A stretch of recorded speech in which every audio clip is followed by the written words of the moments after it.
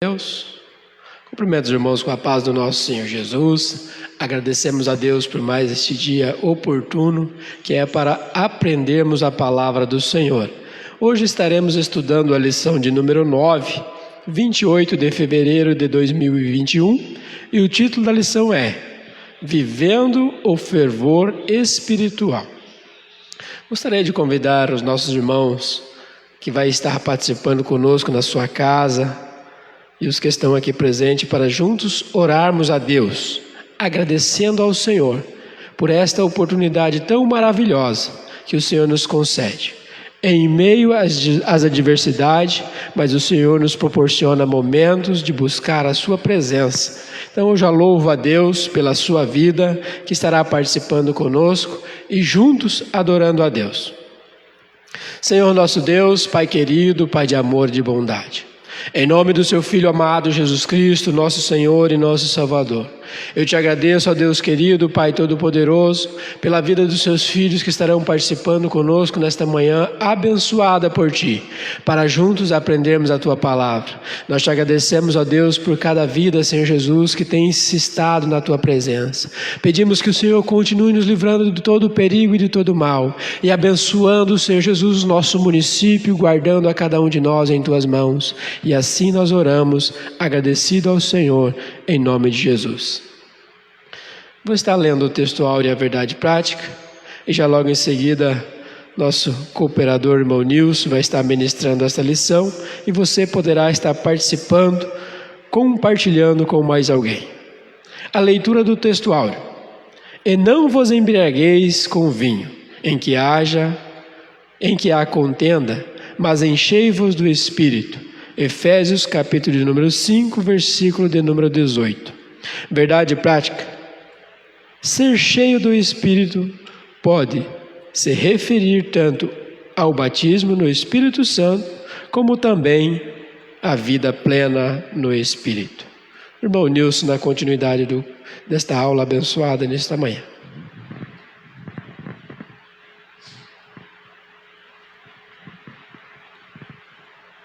Glória a Jesus. A paz do Senhor, irmãos.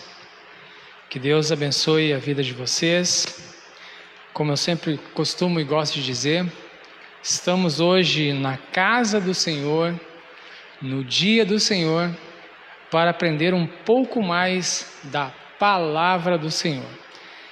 Tema do nosso trimestre, um tema maravilhoso, o verdadeiro pentecostalismo, a atualidade da doutrina bíblica sobre a atuação do Espírito Santo.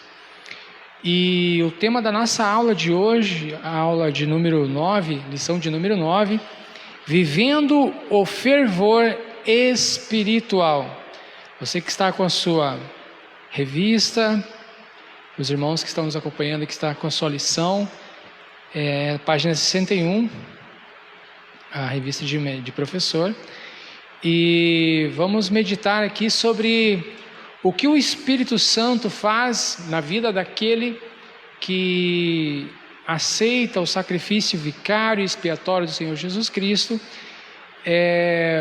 Qual a característica de uma pessoa que podemos dizer assim que ela é cheia do Espírito Santo? Será que essa pessoa cheia do Espírito Santo é uma pessoa que manifesta poderes sobrenaturais? É só você ligar a sua TV, ligar o rádio, você vai ouvir e ver pessoas que parecem que são cheias do poder de Deus. Pessoas que têm poder de curar tudo quanto é tipo de doença, pessoas falando que já fizeram muitos milagres, muitas maravilhas. Mas será que essa é a marca distintiva? Será que essa é a marca distintiva daquele que é cheio, daquela pessoa que é cheia do Espírito Santo, daquele irmão que é cheio do Espírito Santo? Vamos hoje analisar pela Bíblia Sagrada uma das características, ou algumas das características das pessoas que são cheias do Espírito Santo. O próprio Senhor Jesus Cristo, Ele nos alertou que nos últimos dias viriam pessoas falsificadoras da fé, pessoas que falsificariam a mensagem do Evangelho. Então vamos ver hoje, né, como nós podemos olhar para nós mesmos e falar: eu sou uma pessoa cheia do Espírito Santo, eu sou uma pessoa que é um instrumento preparado e aprovado para fazer a obra do Senhor. Vamos à nossa introdução com a leitura bíblica em classe. Se encontra no livro, na epístola que Paulo escreveu à igreja em Éfeso. Carta de Paulo à igreja que estava em Éfeso, capítulo 5, a partir do versículo 15. Efésios, capítulo 5, versículos 15 ao 20. O verso 15 diz: portanto, vede prudentemente como andais, não como nécios, ou em algumas versões, tolos, mas como sábios, remindo o tempo, porquanto os dias são maus. Pelo que não sejais insensatos, mas entendei qual seja a vontade do Senhor. Verso 18: e não vos embriagueis com um vinho em que há contenda, mas enchei-vos do Espírito, falando entre vós com salmos e hinos e cânticos espirituais, cantando e salmodiando ao Senhor no vosso coração, dando sempre graças por tudo a nosso Deus e Pai, em nome de nosso Senhor Jesus Cristo. Olha que interessante. Diz a nossa introdução, a expressão foram todos cheios do Espírito Santo, em Atos 2,4, quer dizer que todos foram batizados no Espírito Santo. Isso já foi visto já na lição de número 3. Mas nela aprendemos igualmente que cheio do Espírito Santo indica também viver a plenitude ou fervor espiritual. Vamos analisar melhor essa parte da teologia pentecostal. Irmãos, eu quero que os irmãos abram seu texto sagrado no livro de Mateus, o Santo Evangelho segundo escreveu Mateus, no capítulo 26 e o verso 41. Ali o Senhor Jesus ele vai trazer uma importante recomendação para que aqueles e aquelas que querem ser usados por Deus, para aqueles e aquelas que querem ser cheios do Espírito Santo de Deus. Evangelho de Mateus, capítulo 26 e o verso 41. Olha o que diz o texto sagrado: vigiai e orai, para que não entreis em tentação. Na verdade, o espírito está pronto, mas a carne é fraca. Perceba aqui que não é orai e vigiai, é vigiai e orai. A vigilância, ela tem que estar presente na vida do cristão.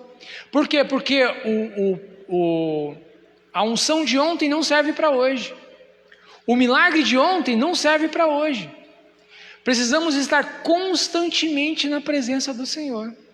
Precisamos estar vigilantes quanto à nossa vida espiritual. É a semelhança de uma mãe que pega uma criança e vai ensiná-lo, ou o pai que pega o seu filho e vai ensiná-lo a atravessar a rua. Qual que é a primeira recomendação? Filho, você chegou aqui, então você olhe para aquele lado, você olhe para o outro lado, e se não tiver vindo carro de nenhum dos lados, então você passe. Então você vai, desde pequeno, você vai instruindo a criança a ser vigilante. Assim também a nossa caminhada espiritual. Lá nos primeiros momentos que nós aceitamos a fé cristã, então teve lá um irmão, uma irmã, que veio discipular. Esse é o papel importantíssimo da escola dominical, é esse papel discipulador. Tanto é que as nossas desde o início da escola dominical, as nossas igrejas elas têm essa preocupação em ensinar as crianças. Por quê? Porque elas então, lá na primeira infância, elas vão tendo acesso ao conhecimento de Deus. Vai preparando o terreno. O Senhor Jesus mesmo, ele falou assim: deixar vir as minhas criancinhas. Precisamos então ensinar, desde lá do discipulado, a importância da vigilância. O Senhor Jesus também, ele falou certa vez, vocês erram porque não conhecem as Escrituras nem o poder de Deus. O que é isso se não falta de vigilância? O próprio povo de Deus, quando estava lá em Israel, o povo de Israel, o povo hebreu, melhor dizendo, quando ele estava cativo no Egito, então eles pediram um libertador, pediram para Deus libertar ele, e Deus deu esse libertador, que foi Jacó. Amém, irmãos? Claro que não, foi Moisés. Misericórdia, irmãos, né? Deu Moisés. E o que aconteceu então? Com mão poderosa e forte, Deus tira o povo dele do cativeiro do Egito. Porém o povo não foi vigilante, porque um percurso que era para durar apenas algumas semanas, demorou 40 anos, porque o povo não foi vigilante, não vigilaram. Então vemos que quando também temos o problema da falta da vigilância na Bíblia, né, que quando o povo pediu um rei, então o último juiz, sacerdote e profeta Samuel, conversou com Deus e Deus falou: não, pode dar um rei. Então ele vai lá e unge um rei, o primeiro rei de Israel. O nome dele era Saul. Então quando Deus ele pede ao profeta para ungir este homem, então ele se torna, tem até um ditado entre eles, que até Saul foi contado entre os profetas, porque quando o Espírito Santo veio e o encheu com uma porção do seu poder, então ele começa a profetizar, e os rabinos eles vão falar que essa profecia do rei Saul não foi ele agiu como um profeta. Não que ele saiu profetizando, igual esses bobos que tem hoje em dia, profetiza para a parede, profetiza para você mesmo, isso não tem nada a ver. Ele começou a agir como um profeta. Então, os primeiros anos de seu reinado foram maravilhosos, mas de repente a soberba e o orgulho encheu o seu coração, e diz o texto sagrado que ele estava em certa localidade e era para esperar o profeta Samuel chegar para oferecer um sacrifício. Só que como já o povo começou a dispersar, então ele pede para que traga o animal para ele mesmo sacrificar. Mas isso não era a função dele, ele não foi vigilante, porque foi na hora que ele usurpou o poder do homem de Deus, usurpou um poder que não lhe era acessível, não era a função dele. Então nós vemos também aí um grande aprendizado para nós. Nós podemos ir até onde nós podemos ir. Nós não podemos fazer aquilo que nós não estamos autorizados a fazer. Isso é um grande ensinamento. Por quê? Porque isso aí falta da falta da vigilância. Isso é interessante nós observarmos isso. Por quê? Porque uma pessoa cheia de Deus, um homem e a mulher cheio de Deus, cheio do Espírito Santo de Deus, ele manifesta os dons espirituais. E um deles é a prudência, é a vigilância, é o domínio próprio, é a temperança. Então, Saul não foi vigilante, não foi sóbrio, não foi prudente. E o que ele fez? Sacrificou. Quando ele sacrificou, chega, então Samuel fala assim: hoje eu viria aqui para confirmar o teu reino, mas como você agiu de forma louca, nécia, tola, então Deus tirou de hoje da sua mão o seu reino e deu a um outro melhor que tu. Então veja aí que nós precisamos, como disse o Senhor Jesus aqui, vigiai, vem antes da oração. A vigilância, ela é antes da oração. Ela não é superior, ela não é inferior, ela é apenas anterior à oração. Então precisamos vigiar e orar. Daqui a pouco nós vamos desenvolver essa questão da oração mais profundamente. Nós temos também a importância da devoção pela palavra e pela oração. Tópico 1. O apego à palavra e o hábito de orar são indispensáveis à vida cristã. São práticas ensinadas ao povo de Deus desde o princípio, pois Deus fala por meio delas. Devoção. A nossa ideia de devoção é de apego, dedicação e zelo, como o nosso apreço pela oração. O amor pela palavra e o apego ao jejum, a leitura da Bíblia, oração e jejum são importantes exercícios para a vida da igreja desde o princípio. Olha só, irmãos, nós precisamos orar, precisamos jejuar. E o que é o jejum? Bem, o jejum nada mais é que a oração do seu corpo. É a oração que o seu corpo faz a Deus. Uma outra descrição também do jejum é a nossa fome de Deus.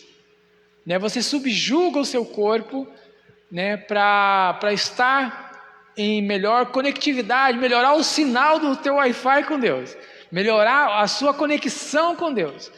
Então precisamos subjugar. Por quê? Porque a carne é fraca. Eu já disse o texto que a hora que acabamos de ler em Mateus 26, 41, para que não entreis em tentação. Na verdade o espírito está pronto, mas a carne é fraca.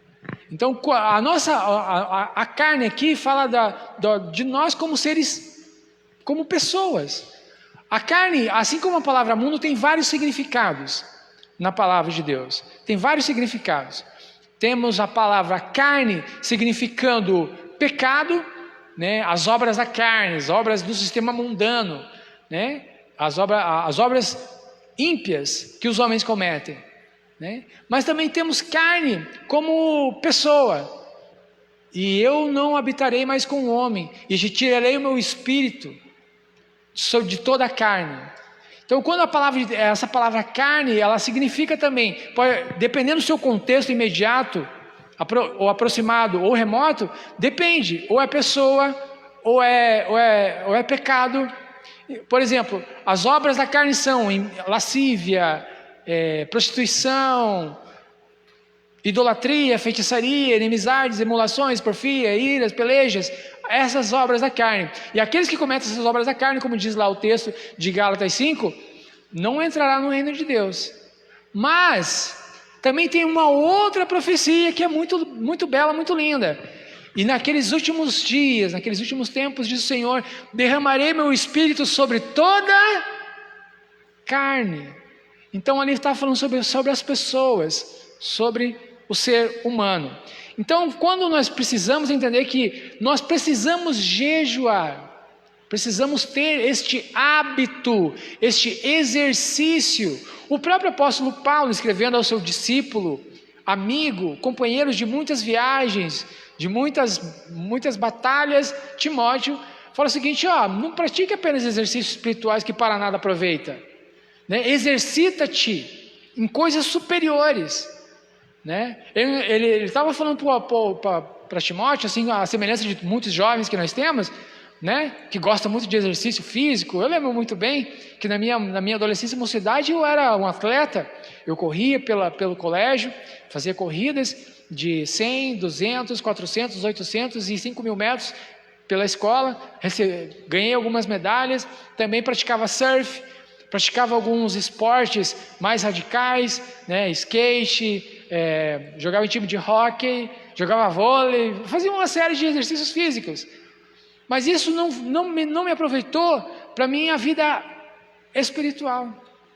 Porque a verdadeira batalha, a verdadeira guerra se dá não no mundo físico, se dá no mundo espiritual. Se dá nas regiões celestiais. Então precisamos estar atentos a isso. Quando Paulo incentiva Timóteo a não priorizar os exercícios físicos e sim priorizar a sua vida espiritual, ele estava certo. E o Senhor Jesus também nos incentiva. Se você é um irmão ou uma irmã que gosta de uma academia, que gosta de fazer exercícios físicos, que pratica algum esporte, isso não é pecado, Mas tudo que substitui Deus em seu coração vira ídolo. E os idólatras não herdarão o reino de Deus. A idolatria não é somente uma imagem de escultura que você presta reverência e adoração, não. A idolatria também pode ser o seu filho, que você prioriza mais. O pastor Moisés Lacour, pastor presidente das Assembleias de Deus, ali em Piraquara, ele certa vez ele trouxe esse estudo sobre os ídolos cristãos. Tem pessoas que priorizam muito mais o seu trabalho do que o seu próprio desenvolvimento e vida espiritual. Isso é uma idolatria. O trabalho que é lindo, é maravilhoso, é justo, né? Deus recomenda que o homem trabalhe e com ele tire, né, o sustento para sua família, mas se tomar o lugar de Deus, não, hoje eu não posso trabalhar, hoje eu não posso ir para a igreja porque eu tenho que ficar aqui fazendo hora extra, eu tenho que ficar aqui, e vai substituindo. Então a pessoa vai entrando num ambiente de escuridão espiritual, de monidão espiritual. Continuando, nós precisamos fazer a coisa certa, jejuar, orar, ler a Bíblia, mas também com a motivação correta. O importante não é apenas fazer a coisa certa, você precisa fazer com a motivação certa. Por exemplo, a Bíblia traz uma série de evidências, de textos bíblicos, de pessoas que estavam fazendo a coisa certa com a motivação errada. E eu posso provar. Abra a sua Bíblia aí comigo. No Evangelho de Mateus, capítulo 5. Pessoas fazendo a coisa certa com a motivação errada. Olha só. Se você achar antes que eu aí, você fala, eu achei, irmão Nil.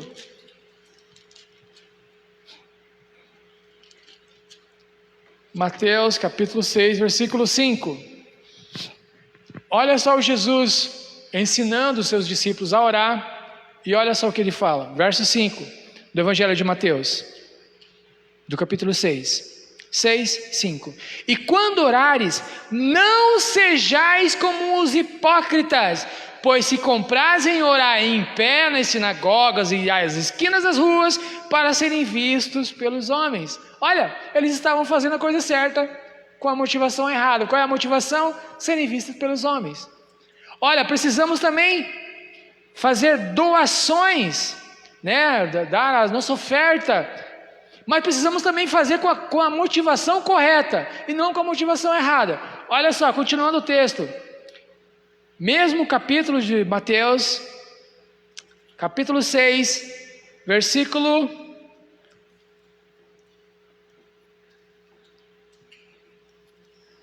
Deixa eu ver, cadê o versículo que está falando? Meu Deus, perdi. Perdoai as nossas dívidas, perdoamos. Se porém, quando jejuares... Aqui, ó. Outra. Oferta a gente vê depois que eu perdi o versículo aqui, irmão. Misericórdia. Jejum. Jejum, o Senhor Jesus, ele fala para nós fazermos. Tem um texto muito interessante. Jesus fala o seguinte, ó. E quando jejuardes, ele não falou assim, ó, se jejuardes. Ele falou, e quando jejuardes? Olha só.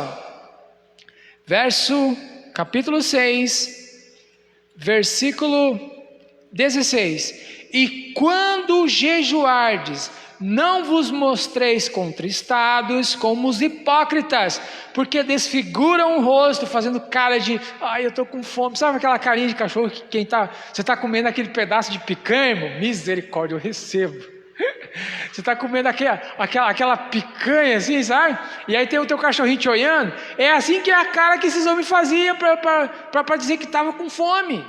Sabe, é tipo, olha só, e o pessoal passando, eles com aquela cara de cachorro que quer um pedaço de carne. E quando jejuardes, não vos mostreis contristados, como os hipócritas, porque desfiguram o rosto, para que aos homens pareça que jejuem. Em verdade vos digo que já receberam um galardão. Então nós vemos aí, não adianta apenas orar, não adianta apenas jejuar, mas você precisa fazer certo. Precisa fazer do modo certo, da maneira correta, com a motivação correta. Até aqui estamos entendidos? Continuando. Devemos fazer tudo para a glória de Deus. O apóstolo Paulo, escrevendo à igreja em Corinto, a carta que ele escreveu à igreja de Corinto, capítulo 10, verso 31, diz assim, ó: portanto, quer comais, quer bebais, ou fazeis qualquer outra coisa, fazei tudo para a glória de Deus. Nós vemos que talvez seja apenas um sintoma de nossa sociedade corrompida, mas parece que tem até alguns que fazem as coisas na casa do Senhor, mas eles fazem para se autopromover. é a fogueira de vaidade, né? É um departamento querendo se sobrepor a outro departamento. Tá? Aqui na igreja não acontece, mas lá em Curitiba eu via muito isso acontecer, né? Então, grupo de jovens competia com o círculo de oração, que competia com a mocidade, que competia com o grupo dos homens, que competia com o pessoal da orquestra, que competia com o pessoal do evangelismo. Meu Deus do céu, era um reino dividido. Era um reino dividido. Mas precisamos ter, não somente fazer a coisa certa, precisamos fazer com a motivação correta. Continuando, eu estava ao longo da semana preparando alguns apontamentos para a aula de hoje, e sobre a oração, eu vi um pastor trazendo uma reflexão muito interessante. Pastor Aguinaldo Betti, ele tem um canal que é chamado EBD, canal EBD, Escola Bíblica Dominical. E ele falou um negócio sobre a oração que eu achei maravilhoso e eu anotei, e eu quero compartilhar com os irmãos. Olha só, orar antes é dependência. Orar antes de fazer qualquer coisa é dependência de Deus. Orar depois de fazer é gratidão. E daqui a pouco nós vamos falar um pouquinho mais sobre gratidão. Mas orar em todo tempo é comunhão. Precisamos ter comunhão com Deus. Precisamos orar antes, porque daí nós mostramos a nossa dependência de Deus, né? Precisamos orar depois que nós fizemos, porque isso mostra gratidão. Mas também, como diz Tessalonicenses 5,17, precisamos orar sem cessar. Precisamos orar em todo o tempo. Tem até um filme que eu recomendo aos irmãos, que é o filme Deixados para Trás. Não, é o filme, como é que é? Jesus amado, até o Fernandinho fez um Deus não está morto. Obrigado, irmão Mateus, nosso sonoplasta, nosso técnico das mesas. E nesse filme Deus não está morto, tem uma frase muito interessante que me marcou essa frase. Até esse dia eu estava lá no meu status no WhatsApp. Em todo tempo Deus é bom. Deus é bom em todo tempo, e em todo tempo Deus é bom, né? Dá uma série de coisas erradas lá com um dos atores lá, com os irmãos, os pastores lá. E aí tem um negão, né, que é mais chegado na cor, ele é mais preto que eu, e esse microfone junto, né? E aí ele fala isso, né? Ela tá lá, o irmão lá, o pastor preocupado que não deu, que deu tudo errado. E ele fala, em todo tempo Deus é bom, e Deus é bom em todo tempo. Aí ele faz isso, eu achei muito interessante. Continuando, oração e palavra. Segundo a declaração de fé das Assembleias de Deus, que eu trouxe até o livro na aula passada, na aula de número 8, a oração é o ato consciente pelo qual a pessoa dirige-se a Deus para se comunicar com Ele e buscar a sua ajuda por meio de palavra ou pensamento. A oração é a alma do cristianismo e expressa nossa total dependência de Deus. O próprio Senhor Jesus tinha o hábito de orar. Essa prática particular deve ser espontânea e contínua. A leitura da Bíblia nos torna sábios e prudentes. Uma coisa interessante que eu anotei para trazer para os irmãos é que o que aquela igreja faz para manter a sua vida espiritual ativa é nisso que vai fazer com que ela seja bem ou mal desenvolvida. Por exemplo, nós temos uma série de casas de oração, de templos religiosos, de instituições religiosas nos dias de hoje, que não priorizam mais a palavra e muito menos a oração. O que elas priorizam é o entretenimento. É o entretenimento. Se usa o entretenimento, que é a imitação diabólica, para o avivamento. Olha só, o entretenimento nas igrejas é a versão diabólica do avivamento. Numa igreja local, nunca pode parar, porque se esse entretenimento faltar, o povo vai buscar entretenimento em outro lugar. Isso é uma verdade. E aí eu tenho que olhar para os nossos templos religiosos, né, para as nossas igrejas, co-irmãs, e analisar se o que está acontecendo é um crescimento, é um avivamento, ou é apenas um entretenimento, apenas um barulho. Nós temos aí, na década de 90, na lição passada nós falamos sobre isso, sobre os muitos modismos, né? A unção do riso, a unção do caicai, o dente de ouro, né? A famigerada teologia da prosperidade. Nós já falamos que, e nós entendemos, a nossa teologia assembleiana, ela assinala, ela chancela os textos bíblicos que falam sobre a verdadeira prosperidade bíblica. Isso é verdade, existe a verdadeira teologia da prosperidade, mas também existe a falsa teologia da prosperidade, que prosperidade na Bíblia é família. Isso é prosperidade. Um homem próspero na palavra de Deus é um homem que tem família, e família entende-se não essas famílias, essas ditas famílias modernas. E aqui vai mais uma crítica: homem com homem não é família, mulher com mulher não é família. Família, aos moldes da Bíblia Sagrada, ela é, portanto, deixará o homem a seu pai e sua mãe, unir-se-á a sua mulher e eles serão uma só carne. Isso é família. Família é homem, mulher e sua prole, seus filhos. Isso é família. E que o homem que possui e a mulher que possui a sua família, que é a esposa e filhos, são prósperos à luz da Bíblia. Prosperidade à luz da Bíblia é comunhão com Deus. É você reconhecer que existe um Criador, que existe um Senhor de todas as coisas, que criou todas as coisas. Isso é prosperidade. O nosso relacionamento com Deus, isso é prosperidade. O verdadeiro fervor espiritual, o verdadeiro ser cheio do Espírito Santo, não é sair falando língua estranha igual um condenado. Veja o tratado que Paulo faz à igreja de Corinto, falando sobre isso. Não adianta vocês ficarem falando um monte de língua estranha aí que ninguém entenda. Eu prefiro chegar no lugar e falar 2 ou 3 palavras que todo mundo entenda. Isso é ser cheio do Espírito Santo. Ser cheio do Espírito Santo não é ser menino na fé. Nós acreditamos sim na atuação do Espírito Santo, nós acreditamos no fervor, na alegria que o Espírito Santo traz ao nosso coração. Lembra da vez que você foi batizado com o Espírito Santo? Que você foi cheio do Espírito Santo? Mas você era um menino, você era uma criança espiritual. Você não se controlava. Você fazia barulho, você fazia bagunça, você quebrava as coisas, machucava os irmãos. Eu era assim. Fiquei muito tempo assim. Mas depois nós vamos crescendo espiritualmente, nós vamos evoluindo, nós vamos adquirindo maturidade, que é somente com um estudo profundo das Escrituras que você vai chegando à maturidade. E então é na maturidade que você vê que Salomão estava certo, e é na maturidade cristã que você prefere estar num velório do que estar numa festa. Isso é crescimento.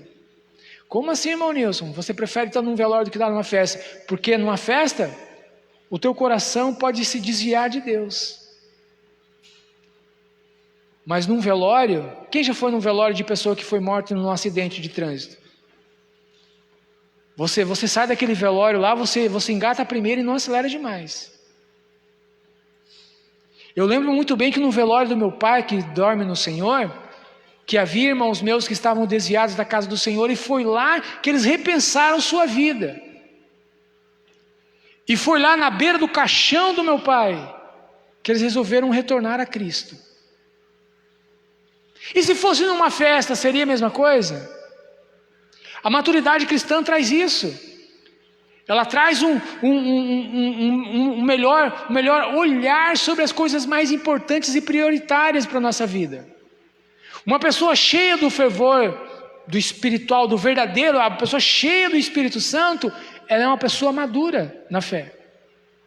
É uma pessoa que como diz até o próprio poeta, é um eterno vir a ser. Nós nunca conseguiremos chegar na estatura perfeita, de varão perfeito, de homem perfeito, mas eternamente nós estamos buscando isso, nós estamos encaminhando em direção. O realizar do sonho de um jovem, de uma jovem, ele começa a partir que ele sonha. Eu quero fazer isso, eu quero ser isso. Mas depois, o realizar desse projeto ele dá o primeiro passo em direção a este sonho. Eu quero ser um médico, mas não estuda. Vai ser médico como? Quando? Me diga, irmão. Nunca. Deus não foi fiel comigo, Deus não me abençoou. Irmão, vai estudar, meu querido. Vai estudar, minha querida. Não é verdade?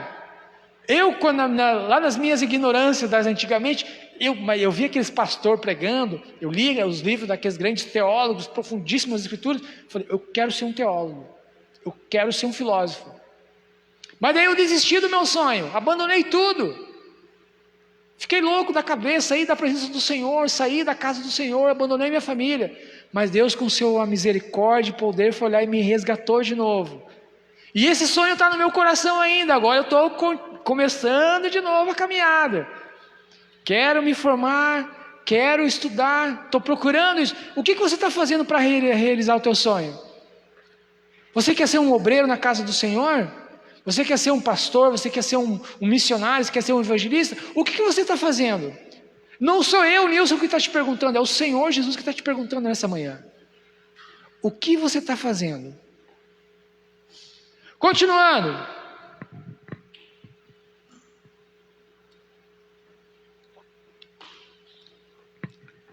Vamos para o próximo.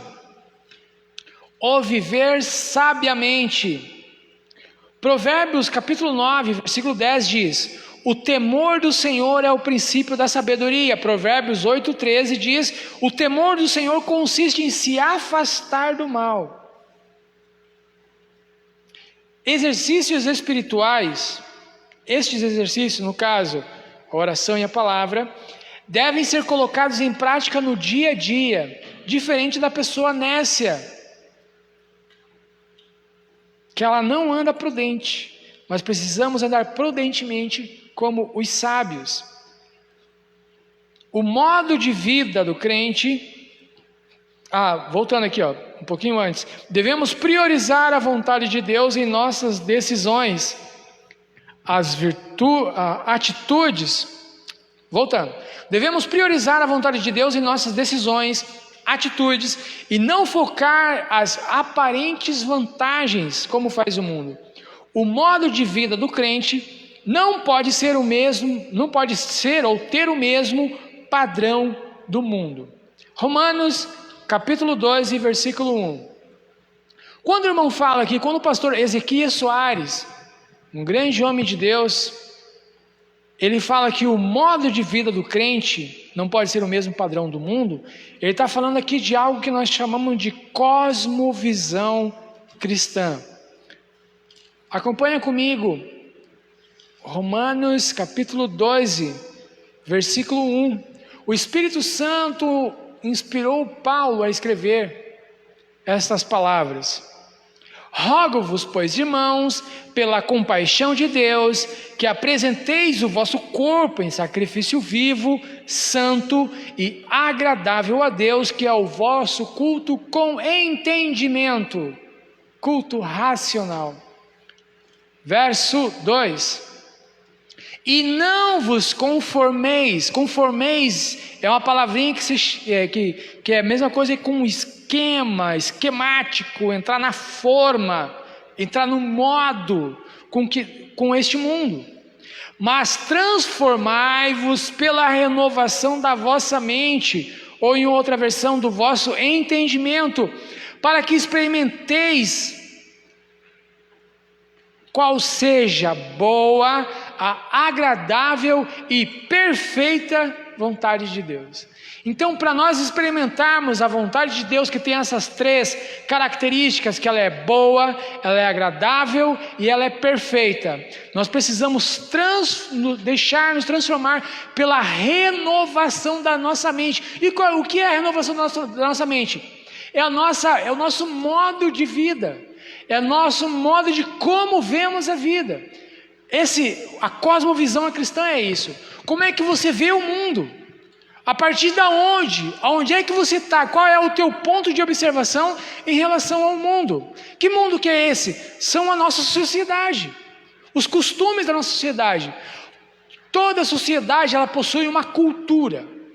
Então essa cultura, ela vai mostrar que tipo de sociedade que é. É uma cultura ocidental ou é uma cultura oriental? Depende. Porque na cultura oriental, a figura, isso é uma característica cultural dos orientais. Eles valorizam os seus idosos. Eles valorizam os seus velhos. Eles valorizam as pessoas de mais idade. Está na cultura, está enraizada na cultura deles. E já nós não temos essa cultura.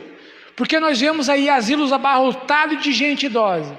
Nós vemos aí filhos que batem em seus pais, em seus avós, que internam, que colocam em cárcere privado os seus avós em casa. Eu tive uma experiência horrível de conhecer uma família, um amigo meu, que tinha uma mãe que encarcerava a sua própria mãe, lá na cidade, perto da capital. Conto um milagre, mas não conto santo, porque podem ter acesso a essa filmagem, não quero constranger a família. Mas eles encarceravam, a avó dele era encarcerada em casa, com a anuência dele, e ele tendo poder para intervir e não intervia. Então não está na cultura ocidental valorar os seus idosos. Não estou falando, não me julguem mal, não estou falando que todos são assim, porque aqueles que realmente entendem a vontade do Senhor, valorizam os seus idosos, né? Porque é o primeiro mandamento com promessa, honrar pai e mãe. Os orientais fazem isso melhor que nós, precisamos aprender com eles. Característica da cultura oriental que não tem na cultura ocidental, se tem é muito pouca, a valorização da figura do professor. Professor nas culturas orientais é como se fosse uma divindade. Eles honram como se fosse o pai e a mãe. Tem esse respeito quase de adoração à figura dos mestres. Haja vista Coreia do Sul, Japão, a própria China, eles valorizam muito a figura do professor. Tanto é que o imperador do Japão não se curva para ninguém, nem para outro rei, mas ele se curva somente para uma classe de pessoas no Japão, para o professor. Precisamos aprender com eles, né? E a cultura cristã, como é que é, irmão Nilson? O que é a cultura? Quais são os elementos de uma cultura? Não está na lição, mas eu trago para os irmãos aqui. Elementos culturais de uma sociedade: a sua música.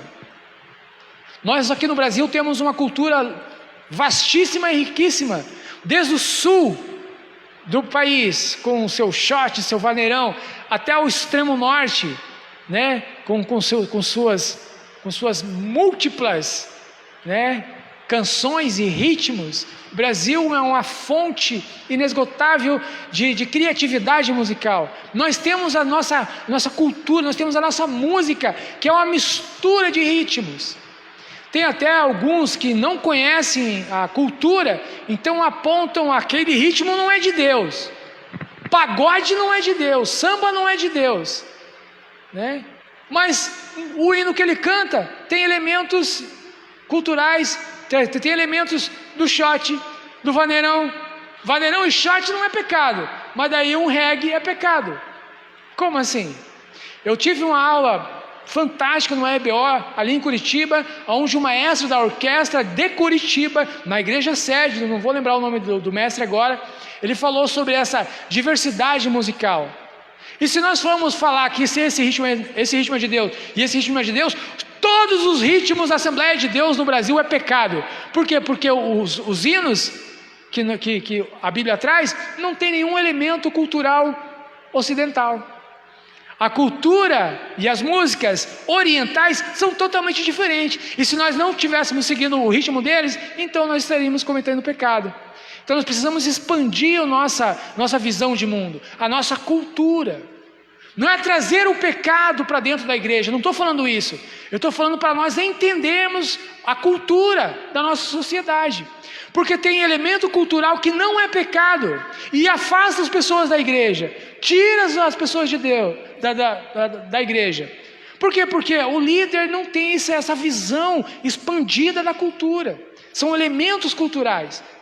Temos aí uma aula ministrada pelo nosso pastor Guilherme, no curso médio em teologia do Educ, onde ele trouxe uma aula falando sobre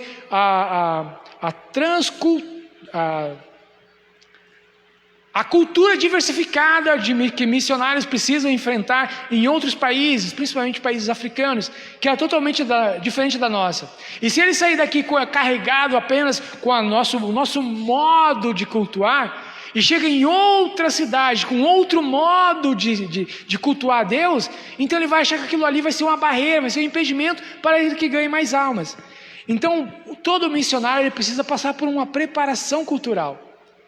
Gente, isso aqui é elemento cultural daqui. Os elementos culturais de outra sociedade é outro tipo. Eu agradeço a vida do nosso pastor aqui, da congregação do Templo Sérgio, pastor Claudinei, me deu a coleção do IBADEP Médio, se não me falha a memória, né, onde tem lá um tratado sobre missiologia, sobre missão, como fazer missão transcultural. Então nós precisamos expandir o nosso entendimento sobre o que é a cultura cristã, a cultura celestial, e precisamos adaptar ela para a cultura da região onde nós estamos, porque cada região do país e cada região do mundo tem elementos culturais diferentes da nossa, mas a cultura que nós precisamos internalizar em nosso coração é a cultura de Deus. É odiar o pecado. Lembra, olha só, elementos culturais que fizeram separação, que causaram uma grande cisma lá na igreja primitiva, sabe qual que foi? Os elementos culturais. Por exemplo, circuncisão, elemento da cultura judaica, elemento distintivo, fazia parte de uma aliança. Lembra da aliança de Deus com Abraão? Qual foi? A aliança abraâmica foi a circuncisão, não foi com Moisés não. Então precisamos entender que lá teve um grande problema, e aí eles trataram, falaram, gente, o negócio é o seguinte, nós precisamos entender que esse tipo de elemento cultural judaico não é para os gentios, então precisamos adaptar a mensagem. E que tipo de adaptação foi essa? Que eles se abstenham de carne sufocada a ídolos e da prostituição, no mais, tranquilo. O próprio apóstolo Paulo, em várias de suas cartas, ele vai combater alguns elementos judaicos que estavam inserindo dentro da igreja. Precisamos crescer neste entendimento. Prioridades na vida do cristão. São várias as prioridades. O homem casado, a prioridade dele é sua esposa. Em primeiro lugar a sua esposa, depois os seus filhos. A esposa, primeiro o seu marido, depois os seus filhos e os outros afazeres. Essas prioridades está fazendo falta. Por quê? Porque você sabia que muitos casais cristãos, eles se divorciam porque ou o bonitão está priorizando mais os afazeres religiosos do que a própria família. Quantas famílias foram destruídas porque o irmão ou a irmã priorizou mais as coisas no templo do que na sua própria casa? Isso trouxe grandes problemas. O casal, vós maridos, amai a vossa esposa, está falando prioridade do marido. O solteiro, como diz lá 1 Coríntios 7,32, precisa cuidar das coisas do Senhor, priorizar as coisas do Senhor. Todo cristão precisa aprender isso aqui, 1 Timóteo capítulo 5, versículo 8, mas se alguém não tem cuidado dos seus, principalmente os da sua família, negou a fé e é pior do que o infiel. Precisamos amar as pessoas e usar as coisas. A nossa sociedade ela está se caracterizando por pessoas que amam as coisas e usam as pessoas. E é uma crítica que nós cristãos fazemos, que está acontecendo. Há uma grande prioridade nas coisas. Ele prioriza mais o carro do que o relacionamento com seus filhos, com sua esposa.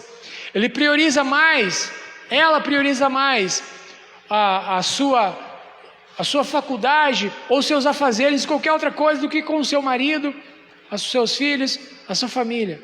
Precisamos prioridade de tempo. Passamos 20 horas por semana olhando para a potroca do celular. Não trouxe o meu aqui, não sei onde está, mas olhando para a cara do celular, do que conversando com os nossos amigos, com a nossa família. Precisamos aprender a priorizar, porque uma pessoa cheia do Espírito Santo, ela entende o que é prioridade em todas as áreas da sua vida, todas as áreas. Continuando, a importância em manter-se cheio do Espírito Santo. Um pouquinho antes temos ali o quarto tópico, que é remindo o tempo. Remindo o tempo. Essa frase diz muito mais do que parece à primeira vista. O verbo remir significa comprar de novo, resgatar, aproveitar o melhor possível. A palavra tempo é bem conhecida entre nós. Kairos ou kairos, tempo no sentido de ocasião, de oportunidade. Essas duas coisas são especialidades dos crentes, que cheios do Espírito Santo, resultam no viver sabiamente. O crente sabe aproveitar as oportunidades para fazer a obra de Deus. Falar de Jesus às pessoas que ainda não conhecem o Evangelho, até mesmo em circunstâncias difíceis. Na verdade, tanto hoje como nos dias apostólicos, os dias são maus. Há uma mensagem muito interessante, uma consideração sobre o tempo, que fala sobre o tempo Cronos e o tempo Kairos, ou Kairos. O tempo Cronos disse é o tempo que nós conseguimos contabilizar ele, que é o tempo que nós utilizamos ele. Nós contamos esse tempo Kairos, então esse tempo Cronos em segundos, minutos, horas, dias, semanas, meses, anos. Esse é a cronologia humana. Quantos anos você tem? Quanto tempo de cronologia terrestre você tem? Qual é a sua idade? Para resumir. Eu tenho 40 anos. Faço dia 25 de março agora, 41. Então já pode anotar na sua agenda aí, aniversário do Nilson, 25 de março, levar uma Bíblia de estudo, levar um livro para ele que ele gosta muito. Mas se vier com bolo de chocolate, uma nega maluca, não tem problema, viu, irmão? Não vou dizer não. Tá bom? Já anota aí. Quantos anos você tem? Eu conheço irmãos aqui na igreja que tem 125 ou 140 anos. Não tem problema. Essa é a cronologia humana, né? Que você pode mensurar, que você pode contar. O tempo Kairos ou Kairos já é um tempo atribuído a uma outra dimensão. É aquele tempo que você não pode mensurar, que você não pode medir. É o tempo na cultura, na mitologia grega, de uma divindade, a divindade. Então nós atribuímos esse tempo Kairos ao tempo divino. Por exemplo, o apóstolo Pedro, ele vai falar o seguinte, que 1 ano para o Senhor é como 1000 dias, e 1000 dias como 1 ano. Só que ele está fazendo uma interpretação do Salmo 90. E olha só o que diz o Salmo 90, versículo 12. Ensina-nos a contar nossos dias de tal maneira que alcancemos coração sábio. Precisamos entender que nós precisamos compreender o momento em que nós estamos vivendo, o momento de Deus na nossa vida, que tempo que estamos vivendo. Precisamos aproveitar melhor o tempo, porque eu poderia até fazer algumas conjecturas em relação ao tempo. Por exemplo, o tempo que passa não volta. O ontem foi o ontem. Tem pessoas que se prejudicam hoje por causa do ontem que passou. Não é assim?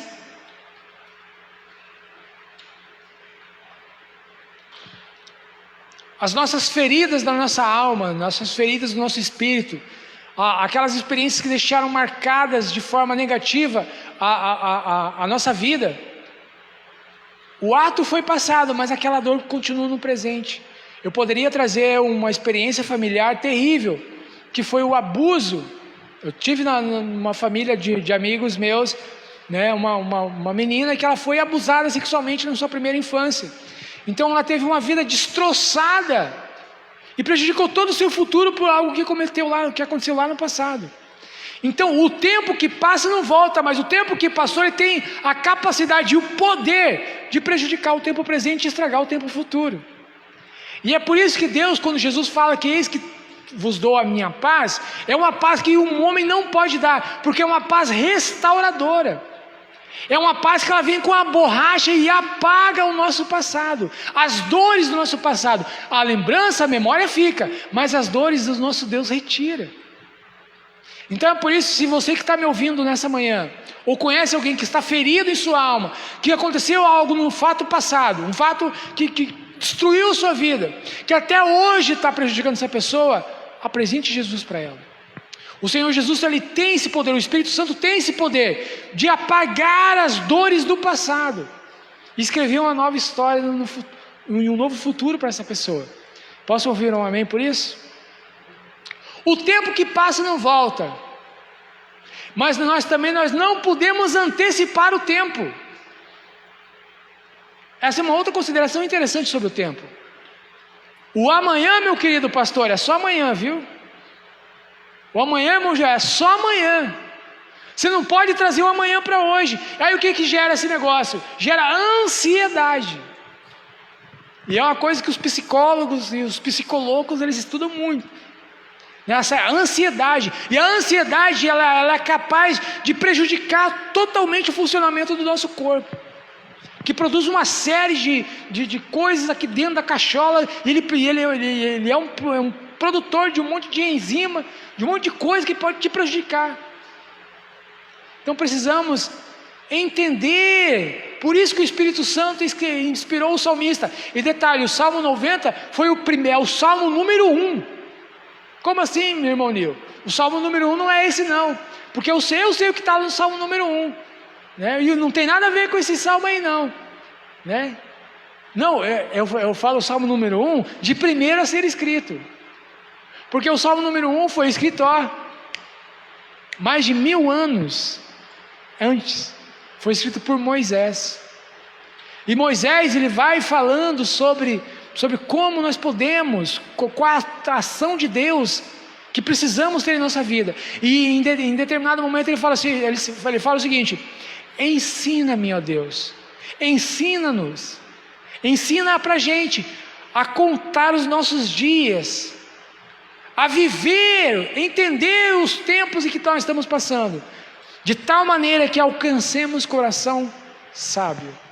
Continuando, a nossa lição ela está riquíssima nesta manhã, nesta oportunidade. A importância de ser cheio do Espírito Santo.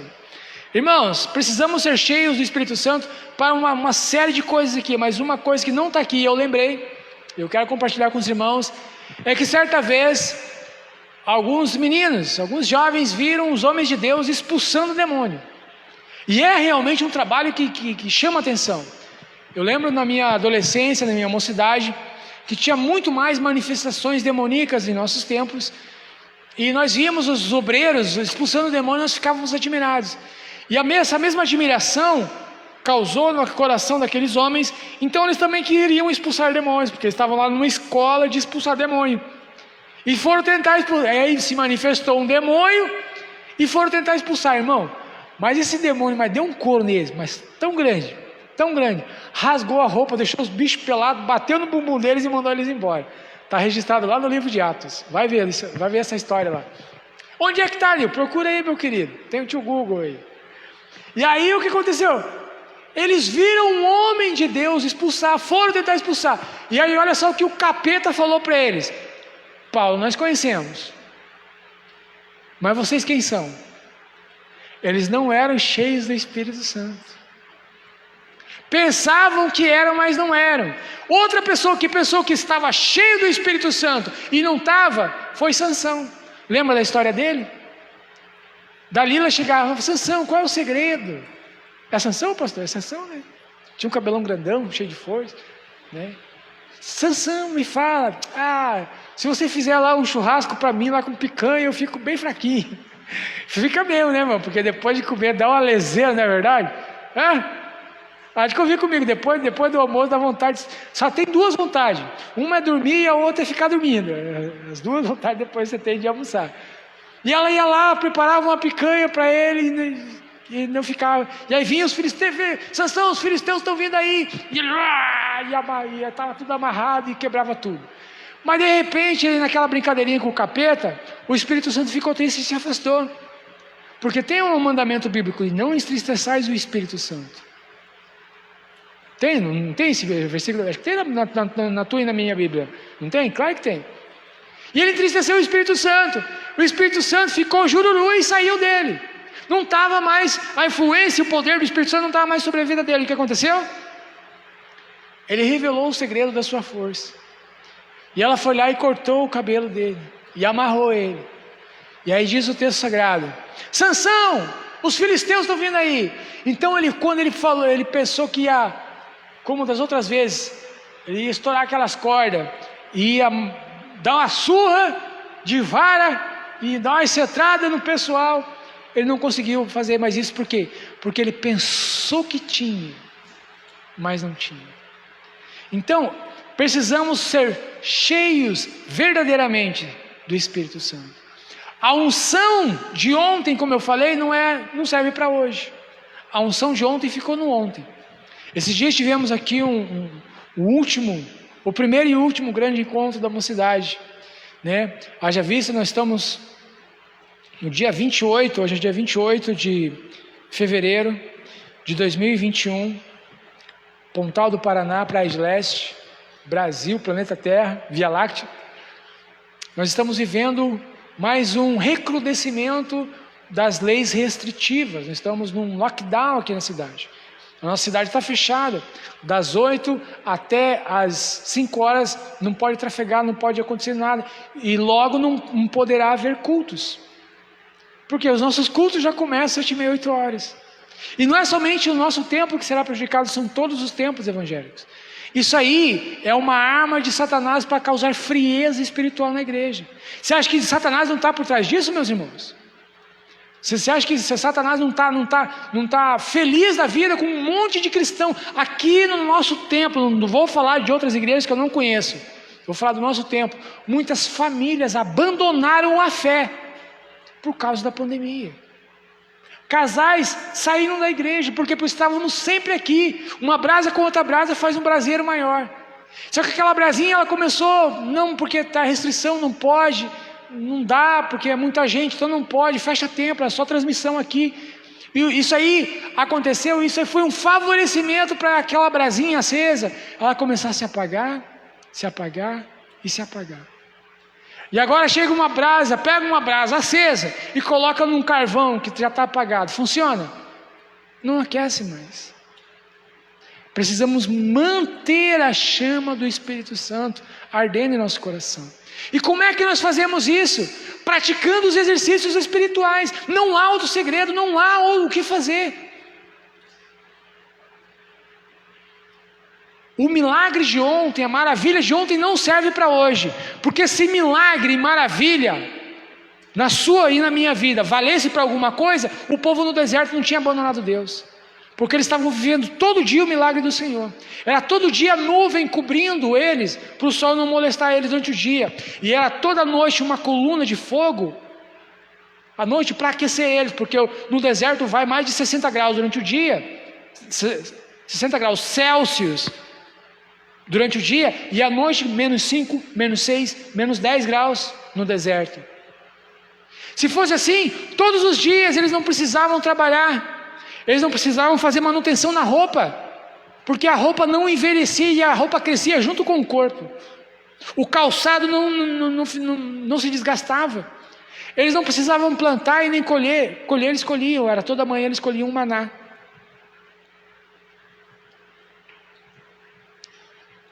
Se a manifestação do poder do Senhor, nós vamos aprender no próximo trimestre, dons ministeriais e dons espirituais. Mas eu já adiantei em aulas passadas e eu adianto mais e eu reforço esse ensino nessa aula. Se a manifestação do dom espiritual, se a manifestação de poder de Deus fosse evidência para você não se afastar de Deus, então nós teríamos gerações inteiras que nunca pecariam contra o Senhor. É a nossa geração, nós vimos milagres e maravilhas acontecendo. É a geração no deserto que viu milagres e maravilhas acontecendo. É a geração anterior à nossa, que teve grandes profetas, que teve grandes pregadores. Tivemos aqui no Paraná, Takayama, e de Caso Takayama, em suas grandes reuniões, em suas cruzadas, centenas de milhares de pessoas eram curadas, eram batizadas com o Espírito Santo, eram salvas. O meu tio Edemar de Assunção, um grande pregador e cantor, gravou mais de 11 CDs, viajou o Brasil e o mundo pregando e cantando e ganhando almas ao Senhor. Por onde ele passava, pessoas eram curadas. Por onde ele passava, pessoas eram restauradas, casamentos eram restaurados, pessoas eram curadas das mais variadas enfermidades. Pessoas eram salvas através do ministério de louvor dele. Mas tem pessoas hoje que estão afastadas. Então o poder e a manifestação do poder do Senhor não é evidência de que você está salvo e nunca mais vai se afastar do Senhor. Você precisa manter essa chama acesa. Eu preciso manter essa chama acesa em meu coração. Porque senão, do contrário, eu posso ver e você pode ver milagres e maravilhas acontecendo, que mesmo assim você se afastará do caminho do Senhor. E essa é uma lição que nós precisamos aprender. Continuando, e não vos embriagueis com o vinho em que há contenda, tópico 1 subtópico 1 do tópico 2, e não vos embriagueis com o vinho. Irmão, se tem um tema que tem uns jaguara gospel que se aproveita, é a não proibição bíblica do consumo de álcool. A Bíblia não te proíbe, ela proíbe o vício, ela proíbe, e não vos embriagueis, o vício da bebida, ela proíbe, você se viciar no álcool. Mas à primeira vista, tem uns textos que até parece que você pode beber, que até parece que você pode tomar um gole de vinho, até parece. E aí esses bandidos gospel, o que eles fazem? O que eles falam? Mas Jesus, o primeiro milagre de Jesus foi transformar água em vinho? Então eu também posso tomar minha taça de vinho? O apóstolo Paulo incentivou Timóteo a tomar vinho. Veja lá na Bíblia. Timóteo, não tome mais água só, mas tome com um pouco de vinho. Irmãos, eles não conhecem a história bíblica, eles não conhecem de antropologia, eles não conhecem de arqueologia, eles não conhecem de teologia e de uma exegese sadia. É disso que eles não conhecem. Por quê? O que é que faz Satanás? Ele deturpa a revelação bíblica. Ele faz uma exegese. Ele não faz uma exegese. Essa palavra exegese, esse X é exegese, tirar do texto. E como é que nós tiramos do texto o ensinamento?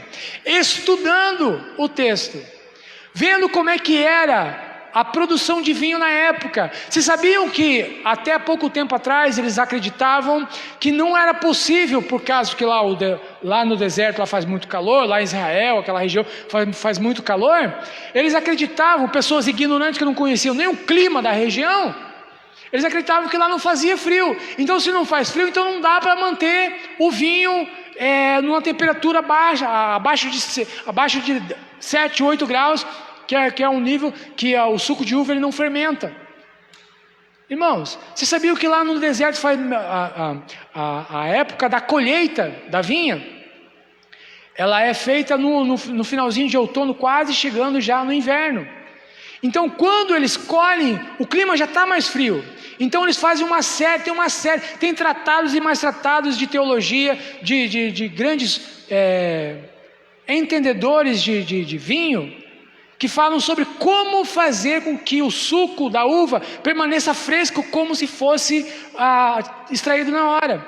A Bíblia fala sobre bolo de vinho, que era dada para as crianças. A Bíblia fala sobre, tanto no Antigo Testamento quanto no Novo Testamento, ela traz algumas palavras para vinhos. E essa palavra para vinho, ela não é tão direta, tipo assim, vinho não fermentado, era uma palavra. Vinho fermentado, era outra palavra. Não, é a mesma palavra. Mas só que tinha diferentes aplicações. Por exemplo, o Senhor Jesus fala no capítulo 15 do Evangelho de João, ele fala como se fosse um viticultor. Você já viu isso? Eu sou a videira, vós sois as varas. O que é videira? Senão a árvore que produz uva. Então ele pega não é mal o vinho, o suco da uva. O mal é o vinho fermentado. E outra, o vinho que Jesus fez naquela festa não era alcoólico não, meu querido. Não tinha nada não, porque era vinho fresco. Foram mais de 800 litros de vinho. As talhas que Jesus, que é trazida lá no Evangelho de João, no capítulo 2, vai falar que 6 ou 7 talhas, ali dá mais de 700 a 800 litros de vinho que Jesus fez, mas era um vinho não fermentado. Por quê? Porque vai contra tudo que Jesus e Deus já escreveu em toda a Bíblia. Quer ver? Olha só.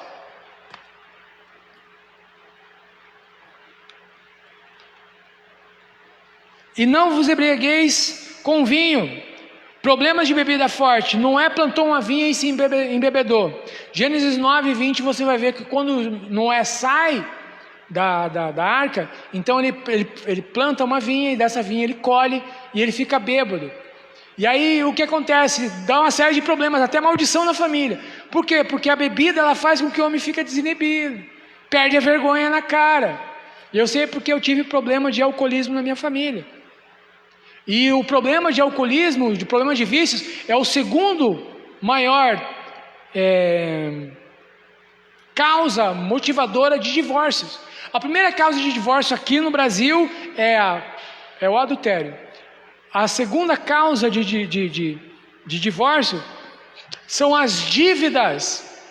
E a terceira são o vinho, ou os vícios em bebidas alcoólicas, melhor dizendo. Então, só quem passou pelo problema do alcoolismo na família sabe o quanto destrói uma família. A minha família foi destruída por esse vício do alcoolismo. Tenho famílias de amigos meus que foram destruídas pelo problema do alcoolismo na família. Então nós vemos que Jesus, ele não ia trazer mais desgraça para aquele povo. Ele veio salvar. A aliança era de salvação. Logo então, logicamente, aquele vinho não era vinho alcoólico. Nós temos também o problema de homens, a proibição de homens consagrados ao sacerdócio. Não podia beber vinho, em hipótese alguma. Olha comigo lá em Isaías, capítulo 28. Isaías 28, versículo 7. Isaías 28, 7. Mas também estes erram por causa do vinho e com a bebida forte se desencaminham. Até o sacerdote e o profeta erram por causa da bebida forte, são absorvidos do vinho, desencaminham-se por causa da bebida forte, andam errados na visão e tropeçam no juízo. Olha o problema aí da cachaça. Outra, de Isaías, capítulo 55, versículo 22. Isaías, capítulo 55, versículo 22. Opa! Capítulo 5, irmão, capítulo 5, não é 55, misericórdia. Eu falei na aula passada e é uma verdade. Já estamos nos encaminhando para o final da aula. O relógio já falou para mim parar. Versos 22, 5:22 de Isaías. Ai dos que são sábios aos seus próprios olhos e prudentes diante de si mesmos. Ai dos que são poderosos, esse foi o verso 21. Verso 22. Ai dos que são poderosos para beber vinho e homens forçosos para misturar bebida forte. Olha o problema aí do vinho fermentado. Então nós vemos que Jesus não produziu vinho fermentado não. O que ele fez foi um vinho maravilhoso que não era o vinho fermentado. A nossa lição, em sua conclusão, ela vai falar sobre a vigilância contra a frieza espiritual e vai trazer 2 tópicos: testemunho transbordante e sujeição, quebrantamento e humildade diante de Deus, que mostram, que provam para nós e para nossos irmãos que somos realmente e que vivemos na plenitude do Espírito Santo. A submissão, ou seja, estar sob autoridade, é outra consequência de uma vida plena do Espírito, pois o Espírito nos capacita a essa sujeição. É dever dos cristãos se submeter às autoridades constituídas e aos seus superiores hierárquicos. Essa sujeição deve haver também entre os irmãos na igreja, e é por isso que a Igreja Assembleia de Deus, ontem mesmo o pastor, ele fez um vídeo que postou nos grupos da igreja sobre essa nossa sujeição à autoridade do decreto. Veio lá o decreto do governador, logo foi ratificado pelo nosso prefeito, que nós precisamos estar de acordo com a lei, porque as autoridades que há foram constituídas por Deus. E se você não quer sofrer, como diz o texto bíblico, então precisamos respeitar as autoridades. Nós não precisamos concordar com elas, mas nós precisamos respeitar as autoridades. E a nossa conclusão diz: o significado de enchei-vos do Espírito é ter uma vida cristã na plenitude do Espírito Santo. Isso envolve todos os aspectos da nossa vida, desde os cultos até o lar, desde o lar até o trabalho e a sociedade. Por meio desses testemunhos, é possível observar quem é, de fato, cheio do Espírito Santo. Aleluia. Eu quero agradecer a Deus por essa oportunidade que nos deu. Quero agradecer também à nossa direção na igreja, de mais uma vez ter cedido este momento de nós compartilharmos com os irmãos. Sei das minhas limitações, sei das minhas falhas, peço perdão para os irmãos se ainda nós não estamos fazendo a obra do Senhor da forma que é para a gente fazer. Estamos sempre procurando fazer o nosso melhor para o Senhor. Temos aqui em mãos um pedido de oração. A irmã Dalila pede oração para a sua filha Gislaine. Também agradecemos também a todas as congregações que participaram, aos pastores de todas as congregações que participaram nesta manhã, nessa live também participaram. Também quero agradecer ao nosso pastor, que sempre tem orado e cuidado de nós, ovelhas. E eu quero passar para o nosso pastor Claudinei, que vai fazer essa oração, vai trazer os últimos avisos, e que os irmãos sejam ricamente abençoados por Deus. Irmãos, lembrando que no próximo domingo estaremos mais uma vez aqui, compartilhe essa mensagem, deixe o seu like, comente, tá bom? Que Deus abençoe a todos e até a próxima, querendo Deus. Pastor Claudinei. Glória a Deus. Então agradecemos todo o nosso coração.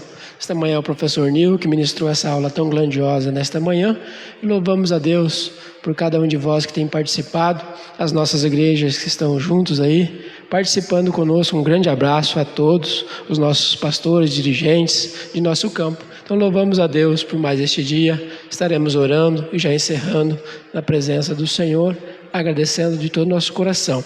À noite também teremos aí um grandioso culto transmitido via online. O nosso pastor Guilherme vai estar fazendo essa transmissão e nós vamos estar participando, adorando a Deus e louvando ao nome do Senhor. Grandioso Deus e eterno Pai, nós te agradecemos, nosso Deus e nosso Senhor, por mais este momento de estar em Tua presença, te agradecendo, ó Deus, pela vida dos seus filhos que têm se participado juntamente conosco. Te louvamos, ó Deus, por estar na Tua presença. Senhor, nós sabemos que o Senhor tem cuidado de nós, e neste momento nós te apresentamos, ó Deus, a nossa irmã Dalila, que pede orações por sua filha. Nós não sabemos da sua dificuldade, mas o Senhor conhece o seu coração.